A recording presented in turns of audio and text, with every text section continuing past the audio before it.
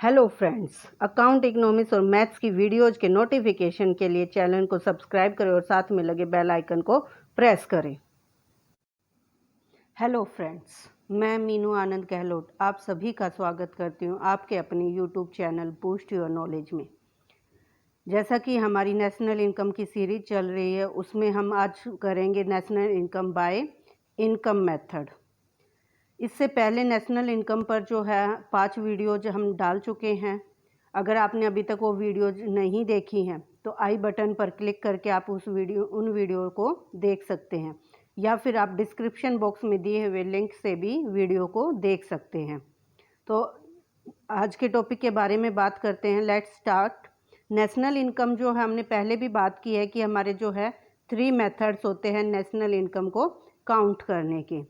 पहला है हमारा इनकम मेथड, सेकंड हमारा value added method and third हो जाएगा हमारा एक्सपेंडिचर मेथड। तो आज हम बात कर रहे हैं इनकम मेथड की कि इनकम मेथड में हमारे बेसिक पॉइंट्स क्या होते हैं और इनकम मेथड से हम नेशनल इनकम को कैलकुलेट करने के लिए क्या स्टेप्स लेते हैं। तो स्टार्ट करते हैं। अगर हम बात करते हैं इनकम मेथड को मेजर करने की, तो नाम से ही पता चल रहा है कि हमारा जो इनकम मेथड है वो फैक्टर ऑफ इनकम से मेजर करता है हमारी नेशनल इनकम को। Means the income method measures national income from the view of factor income. Factor incomes हमारी जो होती है 4 तरह की होती है, 4 टाइप्स की: rent, wages and salary, profit and interest.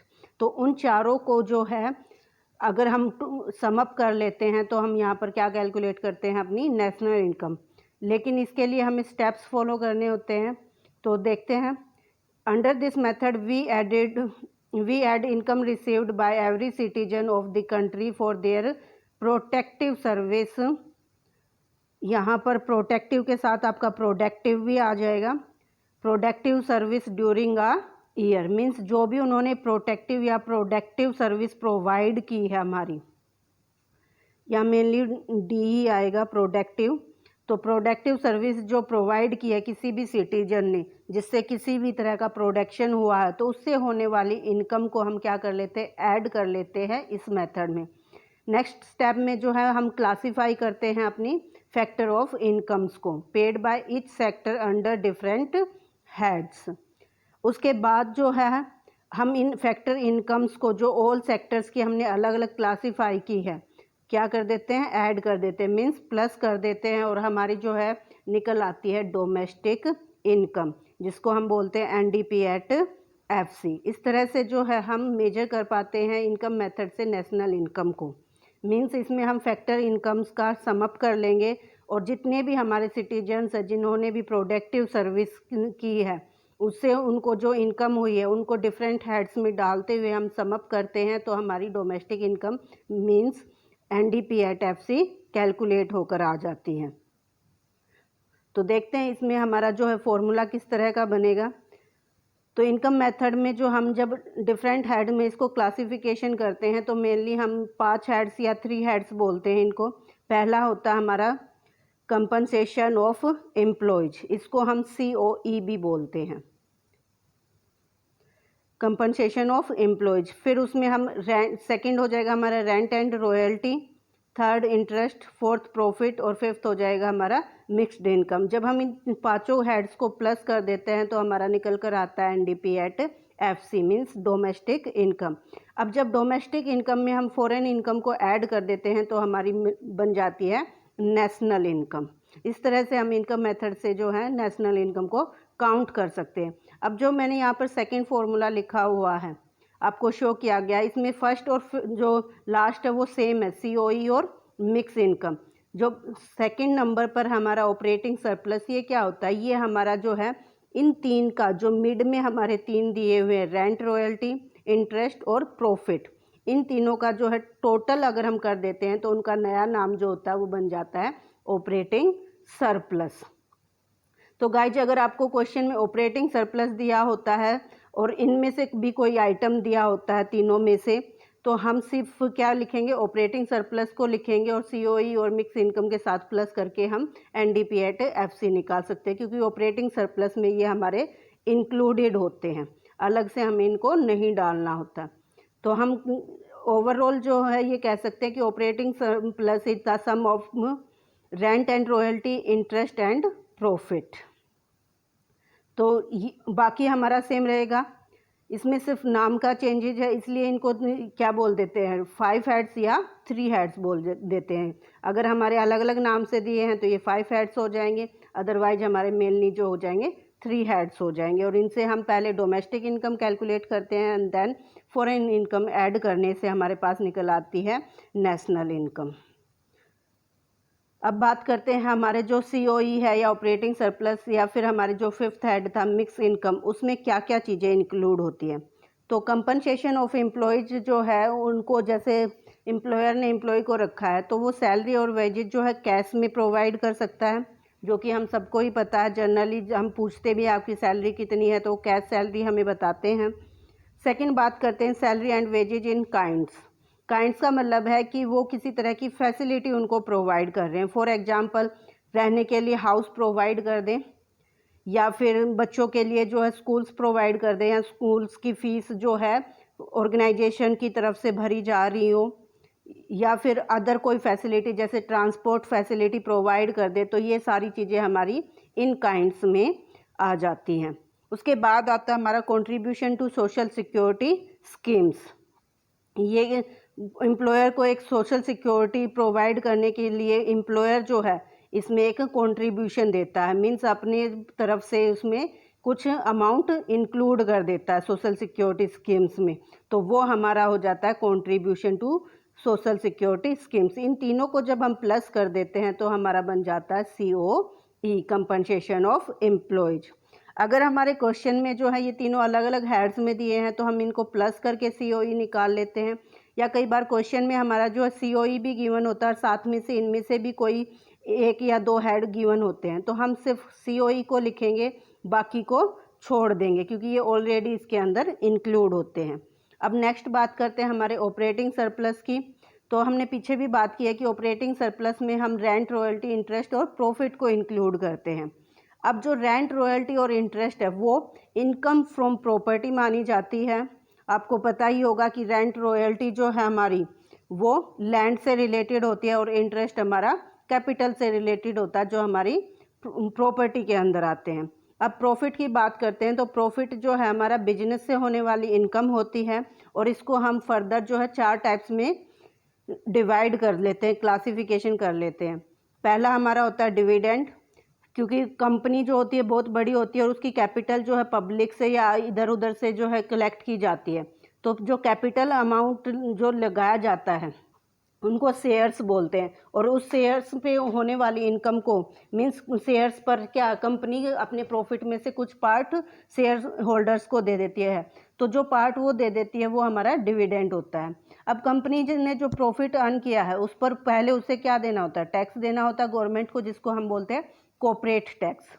उसके बाद रिटेन्ड अर्निंग और जो अनडिस्ट्रीब्यूटेड प्रॉफिट है ये एक ही होता है, यहाँ अलग अलग नाम लिखे हुए हैं, ये एक ही है।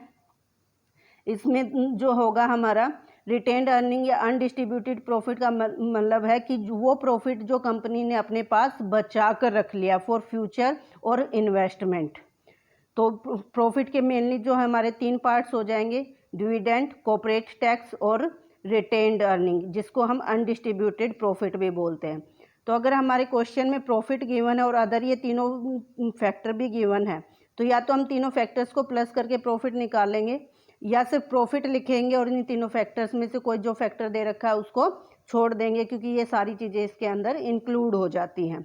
और अगर क्वेश्चन में हमारा मेन पॉइंट ही दे दिया जाता, मेन हेडिंग ऑपरेटिंग सरप्लस, तो हम इन सारी चीज़ों को छोड़ देते हैं और सिर्फ ऑपरेटिंग सरप्लस को ही इंक्लूड कर लेते हैं, अदरवाइज हमारी डबल एंट्री एरर जो होगी वो इंक्लूड हो जाएगी, क्योंकि 2 टाइम्स हमारी ये यहाँ पर कैलकुलेट हो जाएगा अगर हम इनको भी लिखेंगे और ऑपरेटिंग सरप्लस को भी लिखेंगे। तो हमें ये चीज़ें ध्यान रखनी होती है कि हम अगर ऑपरेटिंग सरप्लस गिवन है तो सिर्फ उसी को लिखेंगे, बाकी इन सबको छोड़ देंगे, क्योंकि ये सारे क्या है उसके अंदर पहले से इंक्लूड है। अब नेक्स्ट बात करते हैं mix income of self employed. Mix income of self employed से मीनिंग है हमारा कि ऐसे पर्सन्स जो खुद का कुछ बिजनेस कर रहे हैं या कोई छोटा मोटा काम कर रहे हैं जिसमें वो खुद ही सर्विस प्रोवाइड कर रहे हैं और वो जो है अपना इनकम अर्न कर रहे हैं। फॉर एग्जांपल एक शॉपकीपर है, उसने जो है अपने घर में ही दुकान खोल ली है, वो खुद ही से सेल्स कर रहा है अपनी शॉपिंग जो शॉप्स पर गुड्स रखे हैं उनकी, तो उसके खुद के घर का जो रेंट है वो अगर वो किसी और से ले कहीं और पर दुकान करता कहीं और पर शॉप खोलता तो उसको क्या करना होता, रेंट पे करना होता, जबकि वो अपने घर में उसको खोलकर बचा रहा है। या फिर अगर उसने खुद ना काम करके कोई सर्वेंट रखा होता, कोई एम्प्लॉय रखा होता तो उसको सैलरी देनी होती, जबकि वो अभी उसे भी यहाँ पर बचा रहा है, तो उससे शॉप से होने वाली जो टोटल इनकम है उसमें उसकी इनकम, उसके रेंट जो बच गया उसकी इनकम, सारी चीज़ें इंक्लूड होती हैं। तो वो ऐसी इनकम को हमें अलग कर पाना मुश्किल होता है, इसलिए हम उसको बोलते हैं mix income of self employed.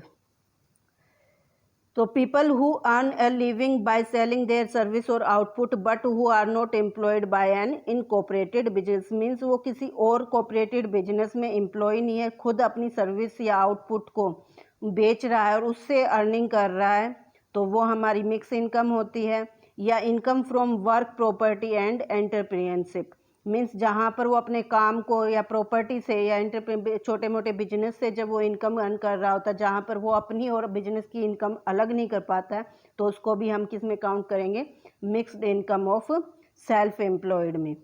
तो इस तरह से जो है हमारे ये तीनों मेन हेड्स जो हैं वो कंप्लीट हो जाते हैं और इनको प्लस करके हमारा जो निकलेगा वो निकलेगा NDP at FC, means domestic income.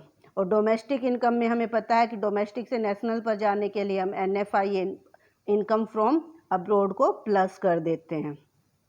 अब नेक्स्ट बात करते हैं हमें प्रिकॉशंस की, मीन्स क्या क्या चीज़ें हैं जो हमें ध्यान में रखनी चाहिए, मीन्स किस चीज़ को इंक्लूड करना चाहिए, किस चीज़ को इंक्लूड नहीं करना चाहिए, कैलकुलेशन के समय क्या क्या गलतियां करने से अवॉइड करनी चाहिए, वो सारी चीज़ें हमारी क्या आती हैं, प्रिकॉशंस के अंदर आती हैं।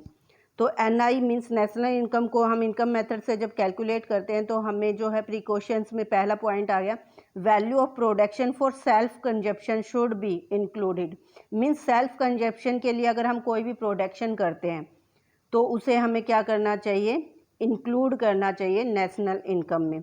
फॉर एग्जाम्पल अगर एक फार्मर है जो सिर्फ फार्मिंग जो है अपने कंजप्शन के लिए भी कर रहा है और सेल्स के लिए भी कर रहा है, तो अगर जो सेल्स कर दी वो तो नेशनल इनकम में काउंट हो ही रही है, लेकिन उसने अपना कंजप्शन का जो पार्ट निकाल कर रख लिया उसको भी हमें नेशनल इनकम में प्लस करना है। या फिर अगर उसकी जो फार्मर है अगर वो बहुत ज़्यादा छोटा है, वो सिर्फ सेल्फ कंजप्शन के लिए फार्मिंग कर रहा है, तो वो जो वैल्यू होगी उसके प्रोडक्शन की वो भी हमारी क्या हो जाएगी, इसमें इंक्लूड हो जाएगी। या फिर हम अदर एग्जांपल भी ले लेते हैं, जैसे एक फर्नीचर वाला है, वो अपने घर के लिए खुद ही फर्नीचर बना लेता है, तो उसने प्रोडक्शन तो किया है, तो उसकी इम्प्यूटेड वैल्यू जो है हम NI में इंक्लूड कर लेंगे। फिर नेक्स्ट बात करते हैं, imputed rent of self occupied buildings should be included. अगर कोई जो है अपने घर में रह रहा है, अपनी बिल्डिंग में रह रहा है, तो उसे वहाँ का रेंट नहीं देना पड़ता, तो वो क्या कर रहा है, एक तरह का रेंट बचा रहा है। जैसे मैंने आपको शॉप के टाइम पर भी बताया था कि वो अपनी ही लैंड पर या अपनी बिल्डिंग में शॉप कर लेता है, शॉप ओपन करता है, तो क्या होगा, रेंट बचा रहा है, तो उस रेंट की भी इनकम वहाँ पर इंक्लूड हो रखी है, तो क्या करते हैं, इम्प्यूटेड रेंट को यहाँ पर हम इंक्लूड कर लेते हैं। फिर transfer payment should not be included, means मैंने बताया था ट्रांसफ़र पेमेंट ऐसी होती है जो प्रोडक्टिव सर्विस प्रोवाइड नहीं करती, वन साइडेड पेमेंट होती हैं। ये हेल्प के लिए जैसे डोनेशन हो गया, पेंशन हो गई, स्कॉलरशिप हो गई, तो इनको प्रोडक्टिव सर्विस प्रोवाइड नहीं कर रही हैं, इसलिए कभी भी NI में इंक्लूड नहीं किया जाता है। नेक्स्ट होगा हमारा corporation tax should not be included separately. यहाँ वर्ड्स पे ध्यान देना कि सेपरेटली लिखा हुआ है, क्योंकि जब हमने प्रॉफिट को पढ़ा है तो प्रॉफिट में हमारे 3 टाइप्स होते हैं, dividend, corporate tax and retained earning. तो इन तीनों को हम प्रॉफिट के अंदर इंक्लूड कर रहे हैं, तो जब हमने प्रॉफिट लिख दिया और कॉर्पोरेट टैक्स अलग से भी दिया होगा तो हम इसको अलग से ऐड नहीं करेंगे, क्योंकि ये पहले ही हमारा क्या है, प्रॉफिट के अंदर इंक्लूड हो चुका है। तो अगर हम तो इसको अलग से ऐड कर देंगे तो ये हमारी डबल एंट्री जो है एरर में काउंट हो जाएगा, डबल काउंटिंग एरर ये हमारी हो जाएगी। फिर नेक्स्ट है हमारा windfall gains such as income from lottery should be excluded. Excluded means not included. Windfall gains जैसे हमारी लॉटरी लग गई है या हॉर्स रेस में जो है पैसा लगा देते हैं वहाँ से इनकम हो गई है, तो ऐसी इनकम्स जो होती हैं वो विंडफॉल गेन्स में आ जाती हैं। और ये भी हमारी क्या होती है, वन साइडेड होती हैं और इनसे भी कोई भी प्रोडक्टिव एक्टिविटी नहीं होती, इसलिए इनको भी एनआई में इंक्लूड नहीं किया जाता है। नेक्स्ट बात करते हैं इलीगल इनकम्स, जैसे हमारी स्मगलर्स की होती है, ब्लैक मार्केटिंग होती है, तो ये सारी क्या होती है, इलीगल इनकम्स होती है और इनको भी हम क्या नहीं इंक्लूड नहीं करेंगे एनआई के अंदर। फिर नेक्स्ट बात करते हैं wealth tax, state duty, gift tax are paid out of current income, these should be excluded from NI. जो हमारे टैक्सेज हम पे करते हैं अपनी इनकम में से वो क्या होने चाहिए, हमारे एक्सक्लूड कर देने चाहिए एनआई में से, क्योंकि ये जो है हमारे अलग से गवर्नमेंट इनकम में प्लस हो जाते हैं। तो ऐसी जो हमारे इनकम्स हैं, जब हम इनकम मेथड को कैलकुलेट कर रहे होते हैं तो ऐसी इनकम्स को हम एनआई कैलकुलेशन में इंक्लूड नहीं करते हैं। इस तरह से हम इन प्रिकॉशंस का ध्यान रखते हुए डबल काउंटिंग एरर से बच सकते हैं और अपनी नेशनल इनकम को सही कैलकुलेट कर सकते हैं। आई होप आपको ये मेथड समझ आ गया होगा। अगर आपने अभी तक वीडियो को लाइक नहीं किया है तो वीडियो को लाइक कर दीजिए, चैनल को सब्सक्राइब कर लीजिए और साथ में लगे बेल आइकन को प्रेस कीजिए। इसके जो न्यूमेरिकल हैं आपको नेक्स्ट को वीडियो में मिल जाएंगे, तो ज़रूर से आप चैनल को सब्सक्राइब करके रखिए ताकि आपको नोटिफिकेशन टाइम से मिल सके। Thank you.